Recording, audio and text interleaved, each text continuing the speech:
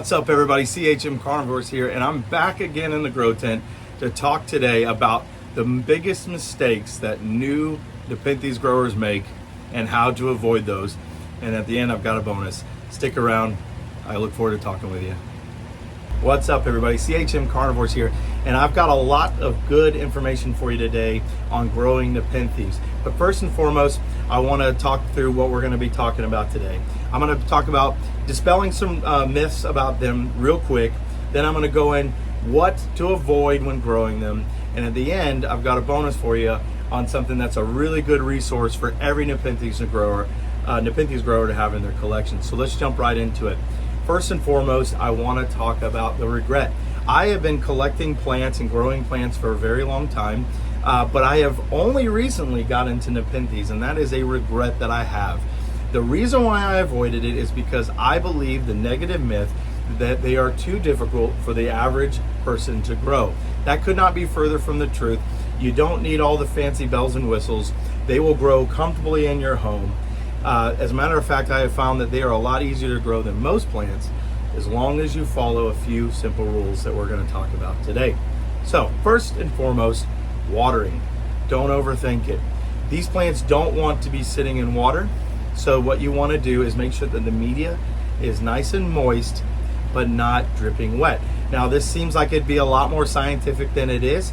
It isn't that scientific. If you're like me, you tend to overthink things and you get really in there and you fuss over it, and there's no need to do that. So what you can simply do is either have a humidifier nearby that will keep the media moist. We're going to talk about media and why that media will help you out in keeping things moist. So it's not like a dirt where it's going to dry out fast. The other thing you can do is just give it a light spraying maybe once a week. It doesn't have to be thoroughly soaked. It should feel moist to the touch, but not soaking wet. So that brings me to the media. The media, what I tend to use, you can use a lot of different media. There's coco coir, there's akadama. I use sphagnum moss, and I mix that in with a little bit of perlite. Now, again, these are not some sort of very hard to get a hold of things. Both of these things I get from my local Lowe's. You want to make sure that the sphagnum moss, I get orchid moss. It's not the most high quality moss, but that's okay. The plants don't care, and neither do I. It costs about $7 a brick, and you can get a lot for your money. Sphagnum moss grows quite a bit, so you soak it in water. It will expand and expand, and then you wring it out when you're ready to use it. And as far as perlite goes, perlite is just a really dried out rock.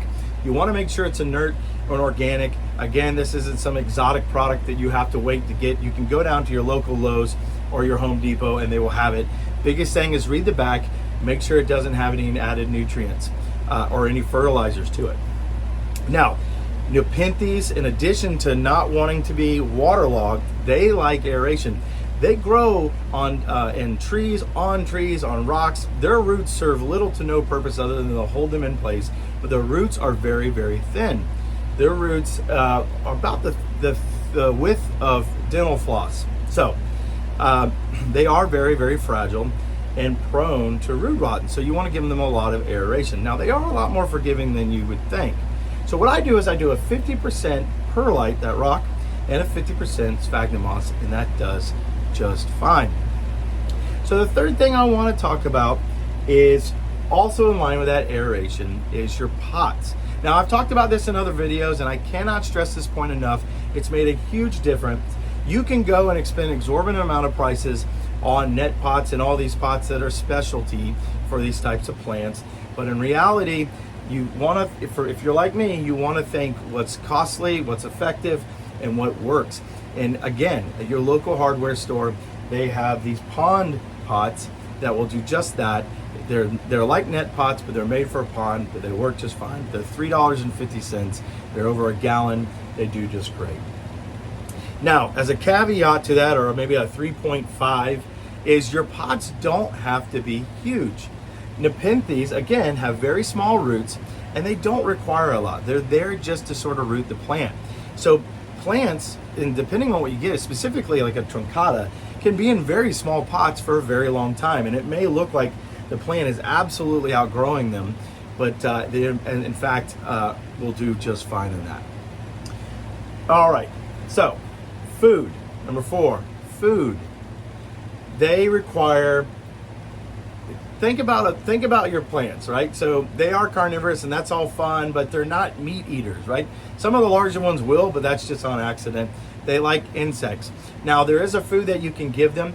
You can fertilize them, which I'll talk about in my next point, or you can simply, this isn't for the weak stomached, but you can give them dried insects, and you put it right in their pitchers, and they will love you for it. What I tend to do, and this is a little tip that I give people, is put it in the pitchers that are already kind of dying off. That way, you keep your pitchers nice and fresh. So the benefit of using these live food like this is what's most natural to the plant. I will tell you that it is a lot less harsh on the pitcher, as what I'm going to talk about next, and so it won't kill off that pitcher as quick.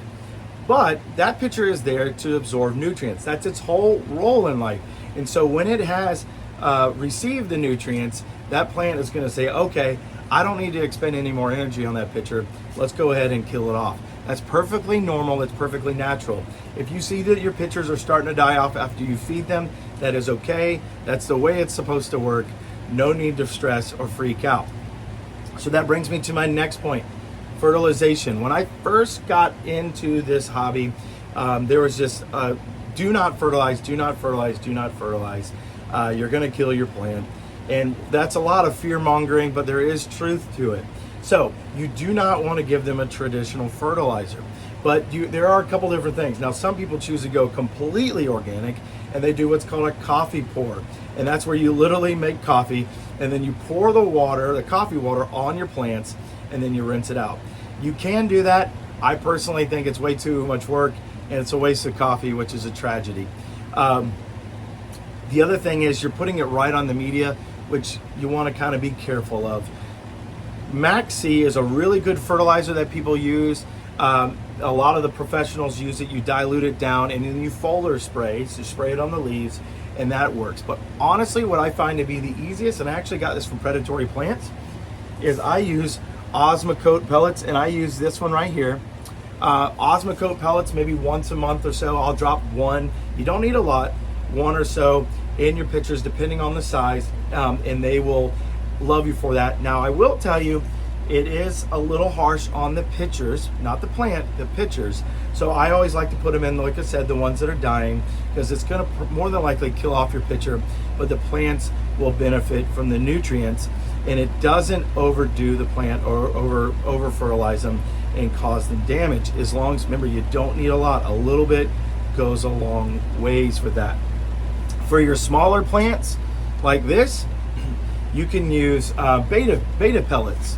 So it's a little tedious, but you can get these beta pellets that you use for beta fish, or itty bitty pellets, and you can put those in the pitchers, and that will give them fertilizer.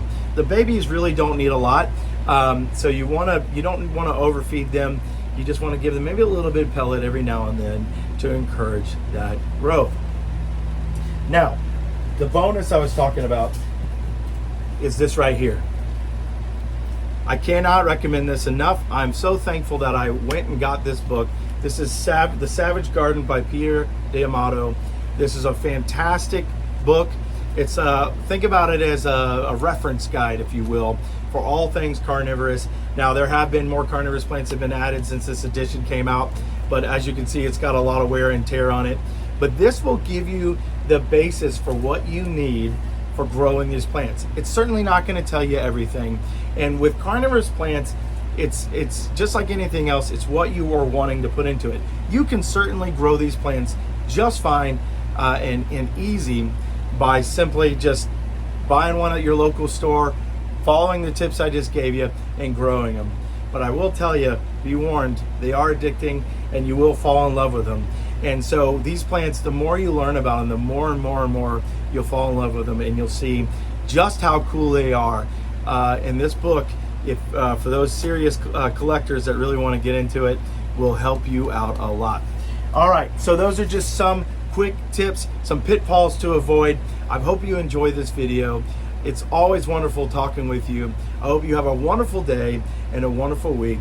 If you like the content, please subscribe. The goal of CHM Carnivorous is to educate about these wonderful plants garner interest in them, hopefully get people collecting them, and spread these plants out. My ultimate goal is to have Nepenthes be just as part of the house and just as much of a household name as any other plant, so that we can help push these things back from the endangered list and back from the brink of extinction. I hope you have a wonderful day. See you soon.